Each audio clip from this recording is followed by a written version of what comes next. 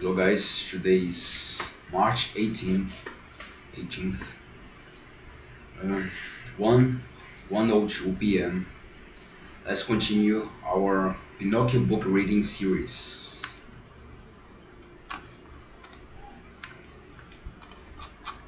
Chapter 35. A happy surprise for Pinocchio.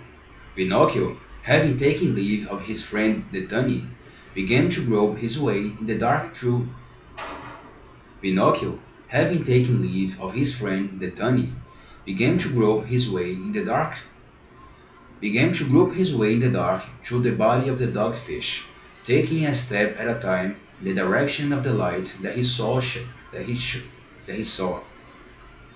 Taking a step at a time in the direction of the light that he saw shining dimly at a great distance.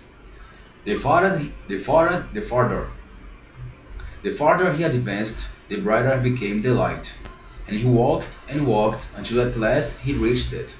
And when he reached it, what did he find? What did he find? I'll give you 1,000 guesses. He found a little stable spread out, and on it a lighted candle is stuck into a green glass bottle. And seated at the table was a little old man. He was eating some live fish, and they were so very much alive that whilst he was eating them, they sometimes even jumped out of his mouth. At this sight, Pinocchio was filled with such great and unexpected joy that he became almost delirious. He wanted to laugh, he wanted to cry, he wanted to say 1,000 things, and instead he could only stammer out a few confused. He wanted to laugh, he wanted to cry, he wanted to say 1,000 things, and instead he could only stammer out a few confused and broken words. At last, succeeded in uttering a cry of joy, and opening his arms, he threw them around little old. At last, he succeeded in uttering. At last, he succeeded in uttering a cry of joy, and opening his arms, he threw them around the little old man's leg, and began to shout, "Oh, my dear papa, I have found you at last. I will never leave you more, never more, never more." "Then my eyes tell me the truth?" said the little old man, rubbing his eyes. "Then you are really my dear Pinocchio?" "Yes, yes, I am Pinocchio, really Pinocchio." "And you have quite forgotten me, have you not?" "Oh, my dear papa, how good you are!" "And you think that I, on the contrary, and you think that I, and you think, and you think that I, on the contrary, and you think that I, on the contrary, oh, but if you only knew what misfortunes have been poured on my head, and all that has befallen me. Only imagine the day that you, poor dear papa, sold your coat to buy me a spelling book that I might go to school. I escaped to see the puppet show, and the showman wanted to put me on the fire that I might roast his muddle.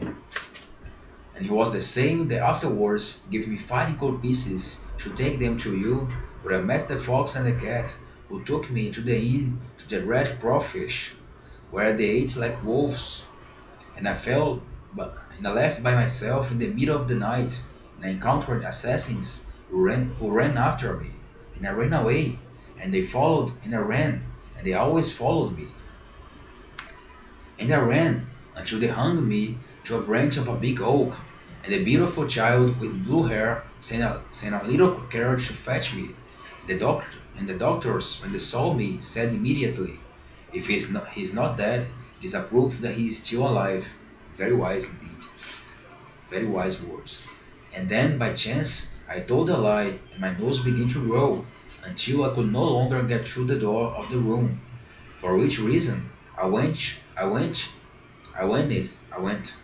For which reason I went with the fox and the cat to bury the 4 gold pieces, for one I had spent at the inn.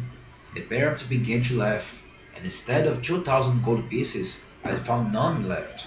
For which reason the judge, when he heard that I had been robbed, had me immediately put in prison to content the robbers. And then, when I was coming away, I saw a beautiful bunch of grapes in a field, and I was caught in a trap, And the peasant, who was quite right, put a dog collar round my neck that I might guard the poultry yard, and acknowledging my innocence, let me go. And the serpent, with a smoking tail, began to laugh and broke a blood vessel in his chest. And broke a blood vessel in his chest. And so I returned to the house of the beautiful child, who was dead, and the pigeon, seeing that I was crying, said to me, I have seen your father was building a little boat to go in search of you. And I said to him, Oh, if if I also had wings. And he said to me, Do you want to go to your father? And I said, Without doubt. But who will take me to him? And he said to me, I will take you. And I said to him, How? He said to me, Get on my back. And so, and so we flew all night. And then in the morning, all the fishermen who were looking out to the sea said to me, There is a poor man in a boat who is on the point of being drowned. And I recognized you at once, even at that distance. For my heart told me, and I make signs to you to return to land. I also recognized you, said Geppetto, and I would willingly have returned to the shore. But what was I to do? But what was, but what was, but what was I to do? But what was I to do? The sea was tremendous. The sea was tremendous, and a great wave upset my boat. Then a horrible dogfish was near. As soon as he saw me in the water, came towards me, and putting out his tongue, took hold of me and swallowed me as if I had been a little apple tart. And how long have you been shut up here? Asked Pinocchio. They thought it would be more comfortable to get on the tunnel's back. Since that day, it must be nearly 2 years ago. 2 years, my dear Pinocchio. They have seemed like 2 centuries. And how have you managed to live? And where did you get the candle and the matches to light it? Who gave them to you? Stop, I will tell you everything. You must know, you must know, you must know then that in the same storm in which my boat was upset, a merchant vessel foundered. The sailors were all saved, but the vessel went to the bottom, and the dogfish, who had that day an excellent appetite, after he had swallowed meat, swallowed also the vessel. How? He swallowed it in one mouthful, and the only thing that he spat out was the mainmast, that had stuck between his teeth like a fishbone. Fortunately for me, the vessel was laden with preserved meat in tins, biscuits, bottles of wine, dried raisin, cheese, coffee, sugar, candles, and boxes of matches. With this providential supply, I have been able to live for 2 years, but I have arrived at the end of my resources. There is nothing left in the larder, and this candle that you see burning is the last that remains. And after that, dear boy, we shall both remain in the dark. Then, dear little papa, said Pinocchio, there is no time to lose. We must think of escaping. Of escaping? How? We must escape through the mouth of a dogfish. Throw yourself into the sea and swim away. You talk well, but dear Pinocchio, I don't know how to swim. What does that matter? I am a good swimmer, and I can get on my shoulders and I will carry you safely to shore. All illusions, my boy, replied Geppetto, shaking his head with a melancholy smile. Do you suppose it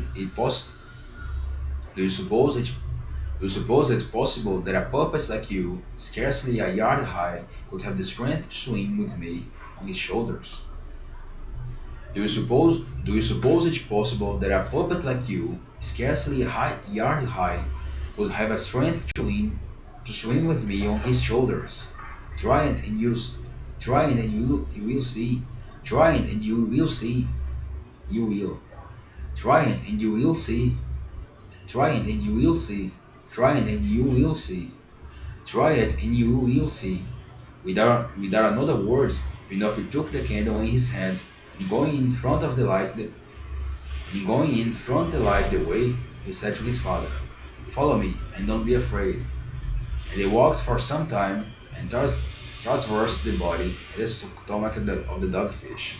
But when they had arrived, but when they have arrived at the point where the monster's big throat began, they thought it better to stop to give a good look around and to choose the best moment for escaping. Now, I must tell you that the dogfish, being very old and suffering from asthma and palpitation of the heart, was obliged to sleep with his mouth open. Pinocchio, therefore, having approached the entrance to his throat, and looking up, could see that beyond the enormous gaping mouth a large piece of starry sky and beautiful moonlight. This is the moment to escape, he whispered, turning to his father. The dogfish is sleeping like a dormouse. The sea is calm, and it is as light as a day. Follow me, dear papa, and in a short time we shall be in safety. They immediately climbed up the throat of the sea monster, and having reached his immense mouth, they began to walk on tiptoe down his stone. Before taking the final leap, the puppet said to his father, "Get on my shoulders, and put your arms tightly around my neck. I will take care of the rest." As soon as Geppetto was firmly set on his son's shoulders, Pinocchio, feeling sure of himself, threw himself into the water and began to swim. The sea was as smooth as oil, the moon shone brilliantly, and the dogfish was sleeping so profoundly that even a cannonade would have failed to wake him. Um, and that's the end of the chapter of Pinocchio book reading series. As I mentioned in the last episode, I watched the movie a lot of times, and the way they escaped from inside the whale was a he provoked he made smoke.